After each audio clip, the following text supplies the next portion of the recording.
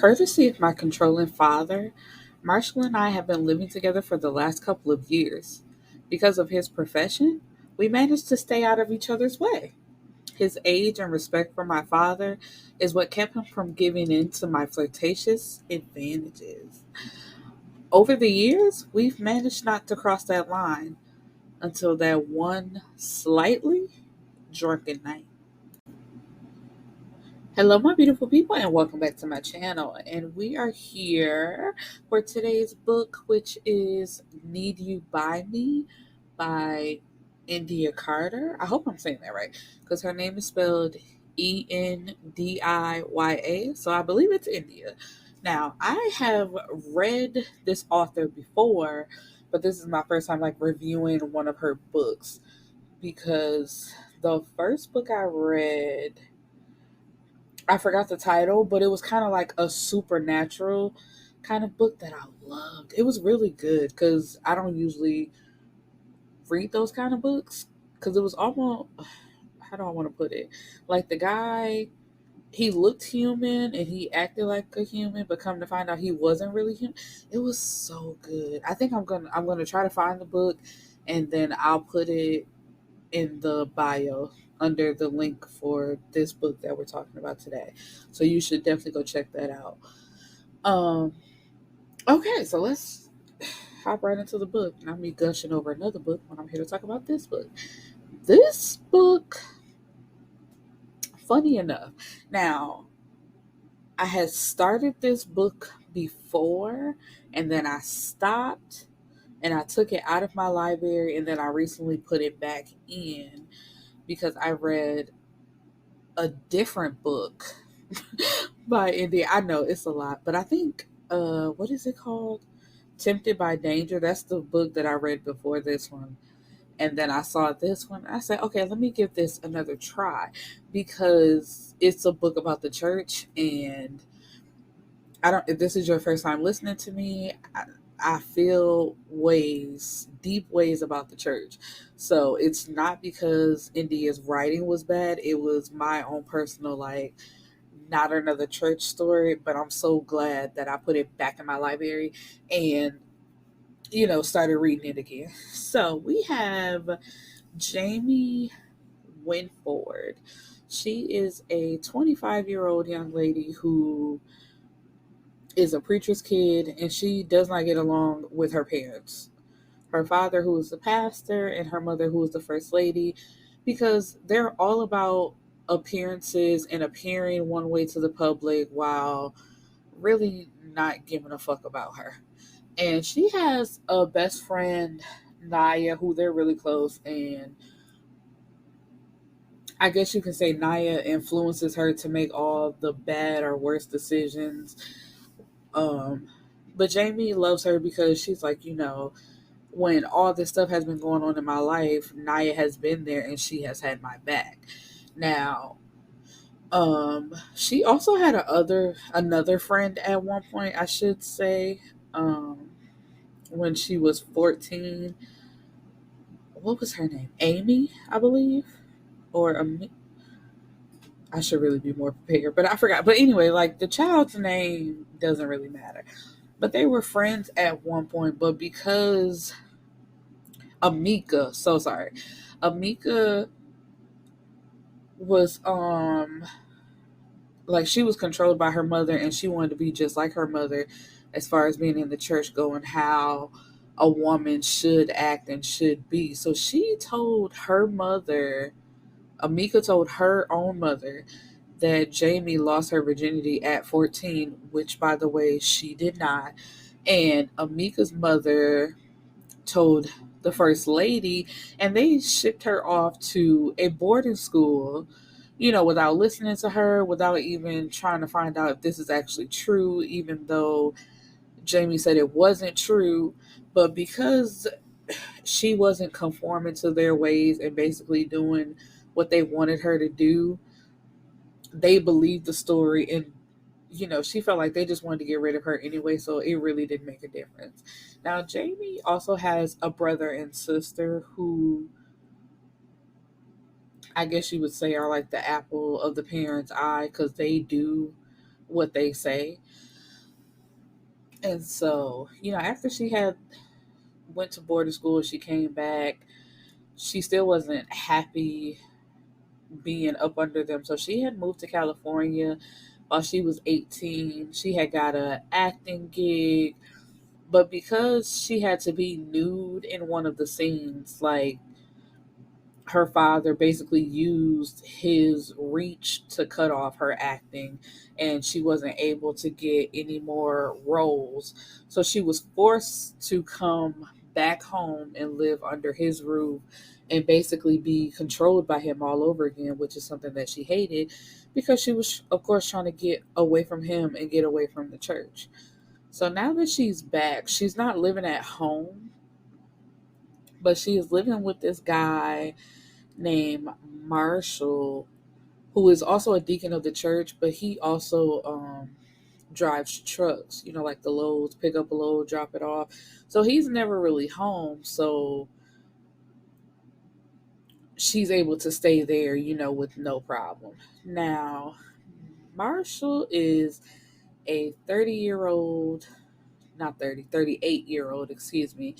Um, and he has a girlfriend who feels a way about Jamie staying there because Jamie is this quote unquote young lady who has a nice body and she walks around in short tops and short skirts. And of course, because his girlfriend, or friend I should say, because they really don't even have titles on their relationship, she feels that's unbecoming.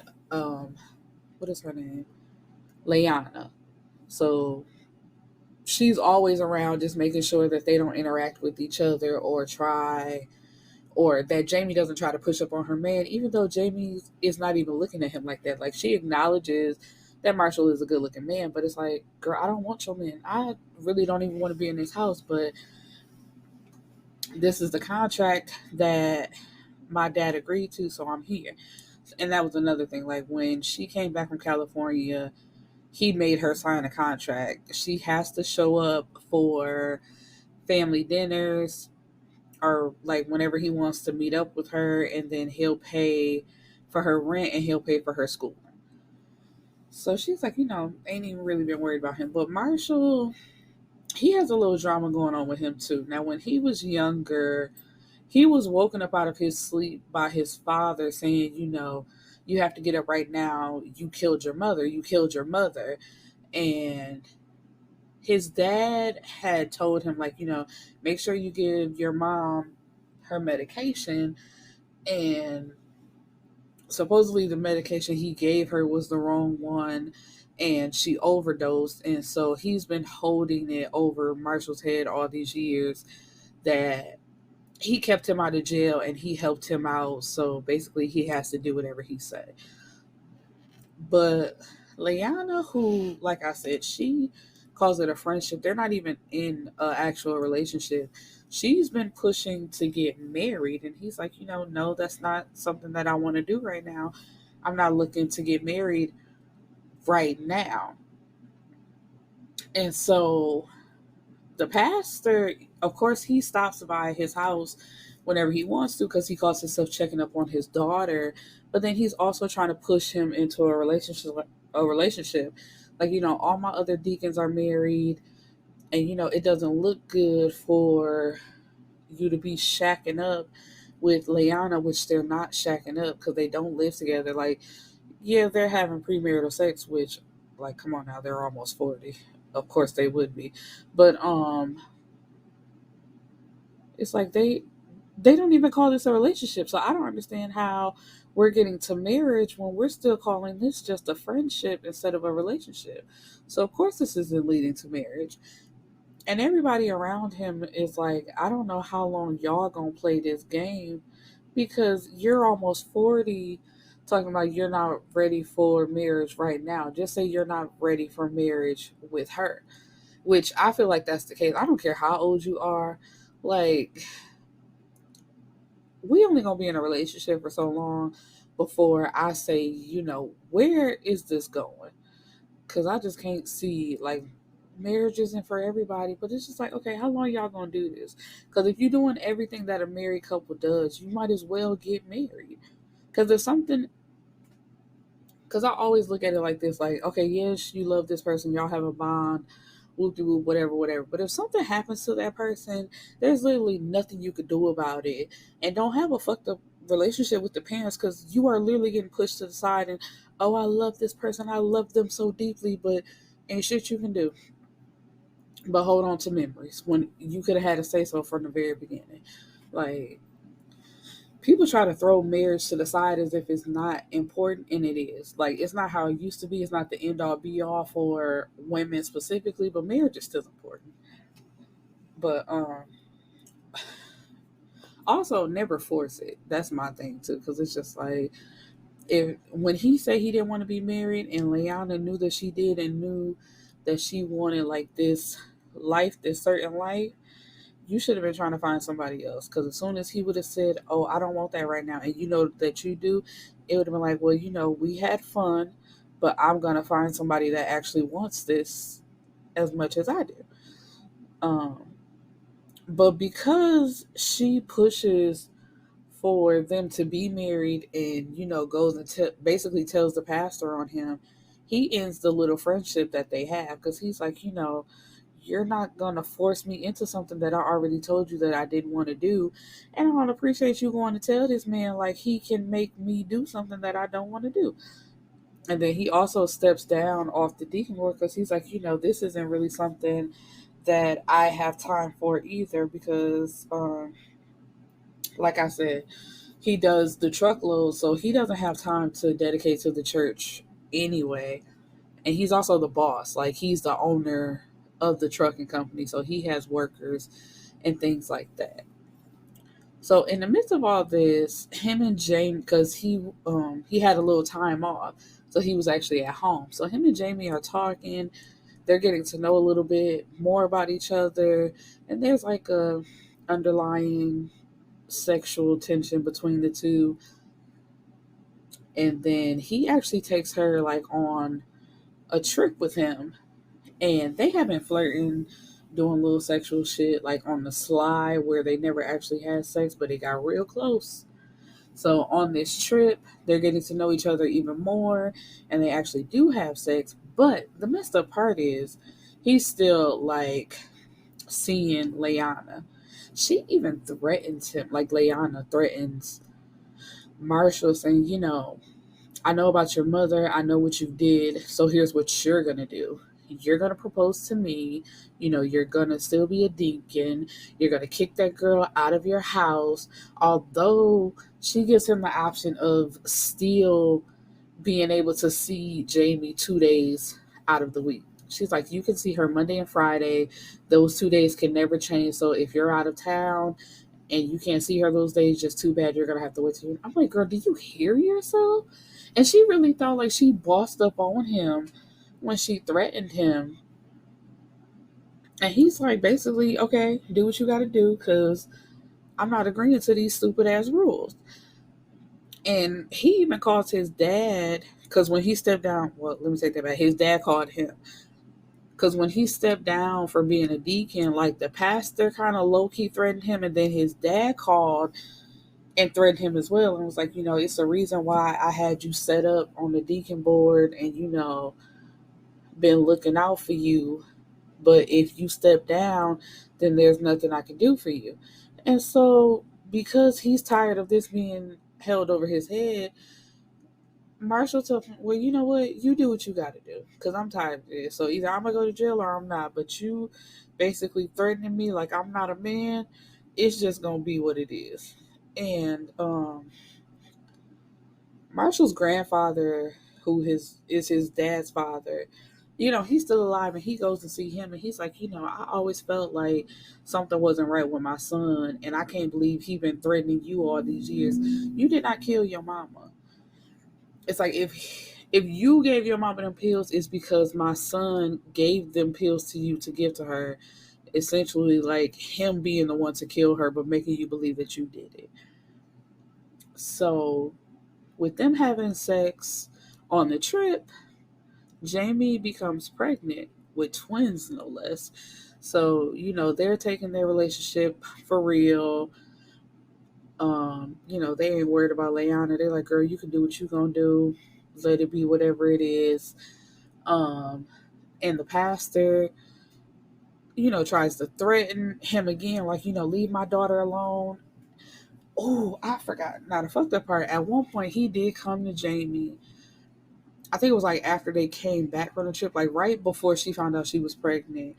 He was like, I want to better our relationship. I'm so sorry for not being a real father to you over these years. I want to be better. I've been going to therapy.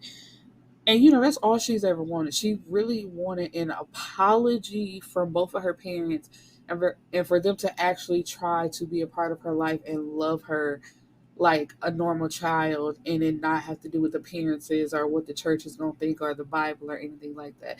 So he was tricking her for a minute. And then he invites her to a family dinner.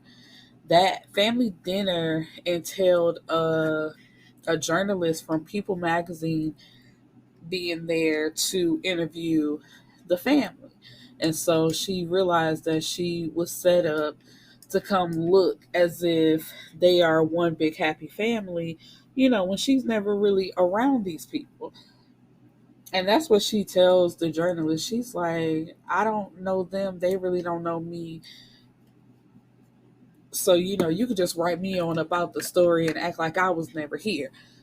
Because at some point, even the journalist acts like, I don't see you in too many of the pictures that's hung up around the house. It's like, exactly. So I don't even understand why he invited her there or tried to make her come, because that's going to be a thing. Like, okay, yeah, you have 3 children, but one of them is not really around or even portrayed as if she's a part of this family. So what's the deal on that? And so she leaves and tells him, like, no, you really like, I really thought you had changed, and come to find out that you haven't. You still doing the same bullshit. You lied to me about therapy. And he's like, no, I didn't lie. I'm actually going to therapy. And she's like, there's no way you're going to therapy because you want to pull this. No way a therapist would agree with you doing what you did to me. And so she cuts him off for good. um and then that's when they try to get Marshall arrested. uh no, not Marshall, so sorry, one of Marshall's employees. Like, he had trouble in the past with selling drugs, and he was arrested again because the pastor had somebody plant drugs on his truck. So Marshall went and got his daddy and was like, "You're gonna bail him out of jail, you know, and we gonna be done with this shit, and you gonna get the pastor to leave me alone." And you're gonna admit that you basically killed my mother, which the dad did. He did it to get the insurance money and to be with his new wife that he has now, and she was only with him for the money, but he don't even have any money because he has I believe he has stomach cancer. So all the chemotherapy and all that type of stuff was draining the money anyway, so he didn't even get to enjoy it. But it's like, of course, karma always comes back around. um but yeah, so in the end, Marshall and Jamie get married. They have 2 twin girls. And well, she was going to school, which, oh, I forgot. That was another part that was like really fucked up. Um, at some point, the pastor stopped paying for her schooling because she broke their deal. She's like, you're not going to tell me what to do, so we're just stopping all communication. So he's like, oh, you don't want my money? Well, you're not going to have any of my money. And he stopped paying for the school. And at some point, she was crying because she was like, I don't know what I'm going to do. He stopped paying for my schooling, and I don't have a job. I don't have any money. He was basically paying for my way of life. So Marshall paid for her semester in school and was like, we'll figure it out later. But it was a cute, like, I mean, it's not cute because she was mortified. But Naya tried to introduce her to OnlyFans. Like, you by yourself, can't nobody, well, not can't nobody see you, but there's nobody there with you, and you're just basically performing for people, and you'll make a lot of money. So she was doing one video in the kitchen because she was kind of big online, or she had a nice little following. So she didn't want to do it in her room where if those same people subscribe to her OnlyFans, they might see her and know that it's her. So she was doing it down in the kitchen. Now he had left to go to Leanna's house. So she's like, I know I'm gonna be home alone, and if he pulls up, I can hear his car or his truck. But he ends up coming in like real quiet anyway and catches her on the counter. So she was embarrassed. So that was like her first and last video. And after that, he wrote the check for her schooling anyway. Like, no, I'm gonna help you out. Don't let that man, take over your life like that. And after that they got together. But that was so funny though. It was like she had just got done too. So it's like he walking in and she had been fantasizing about him too to get herself, to the end. And it's like this nigga just walks in the house like, hey yo, and it's like, oh my God. I am so embarrassed. Like, please. And she had left everything, and like she was really embarrassed. She took everything and she left everything and ran up to her room and locked herself in. But he like kept her phone and like cleaned her stuff up and put it by her door. But he kept the phone because she gonna talk to me, and that's when like all the real flirting started, and they really started getting together. Because it's like, girl, I done seen you bust it open, like hell yeah, you know. But I never, and I know it was what was that like a 13-year age gap. I'm not big on age gaps. Like I don't care, but I'm really not too fond of them either. I guess I can take it or leave it. But you really didn't notice that it was an age gap because to me they were kind of like one and the same. They were battling their own demons, but they came together to protect each other, and they fell in love with each other, and it was a really nice story. So please check it out. Need You by Me by Endiya Carter, and she has plenty of other books that you can read. I still have to find that other book I was talking about, and I'm gonna put it down below. I might have to reread it, and I might do an episode about it, but it was a lot if I remember, because it took me by surprise. But it was good though. It was really good. Anyway, peace and blessings, my beautiful people.